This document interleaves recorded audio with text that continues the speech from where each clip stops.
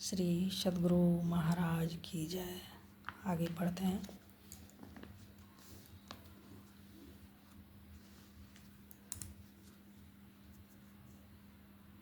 ऐसा इसलिए भी कि आप सबके प्रति सहानुभूति रखते हैं, सबके दुख दूर करने की आपके संत हृदय में व्यग्रता होती है।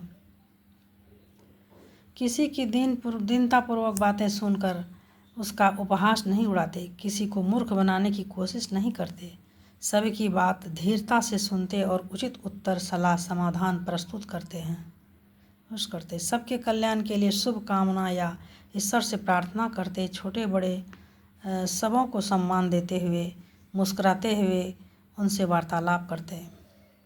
दर्शनार्थियों की अवस्था, पद प्रतिष्ठा, ज्ञान, कला, कौशल आदि को दृष्टि में रखते हुए आप किसी को तुम और किन्हीं को आप कहकर संबोधित करते हैं। आपने छात्र जीवन में फारसी और अंग्रेजी भाषा के माध्यम से पढ़ा है। मैथिली तो आपकी मातृभाषा ही है।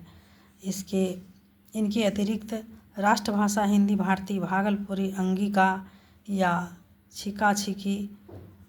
छिका-छिकी और भोजपुरी भी जानते हैं।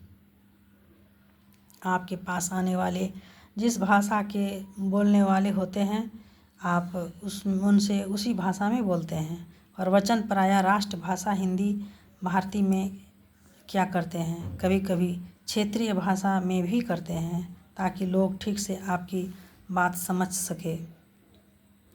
विदेशियों से स्वयं आप भी अंग्रेजी में बातें करते हैं। बातचीत करने की इच्छुक स्त्रियों से आप कहा करते हैं, पति के होते हुए भी तुम मुझसे कुछ कहने क्यों आती हो? क्या अपने पति से तुम ही अधिक होशियार हो? जाओ अपने पति को भेजो, जो कहना चाहती हो उन्हीं के द्वारा कहवाओ। गुरुदेव के पास आने वाले लोग उनसे क्या क्या कहा करते हैं और गुरुदेव क्या क्या उत्तर देते हैं, यह मुख्य रूप से थोड़ा सा लिखा जाता है। प्रातःकालीन सत्संग समाप्त हो चुका था। गुरुदेव अपने आसन पर शांत मुद्रा में बैठे हुए थे।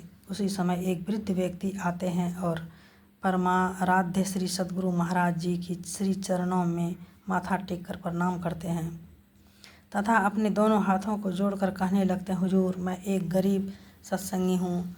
मुझे भजन भेद लिए हुए बहुत दिन हो गए।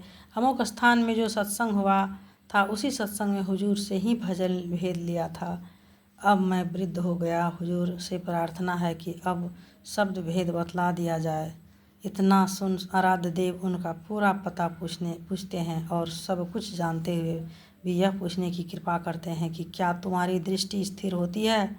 वह व्यक्ति हाथ जोड़े हुए विनती के स्वर में कहने लगते हैं, नहीं हुजूर, अभी तो पूरी स्थिर नहीं हो पाती है। कोशिश कर रहा हूँ, सिर्फ जानकारी के वास्ते बता दिया जाए। अभी शब्द साधना नहीं करूँगा, पीछे करूँगा।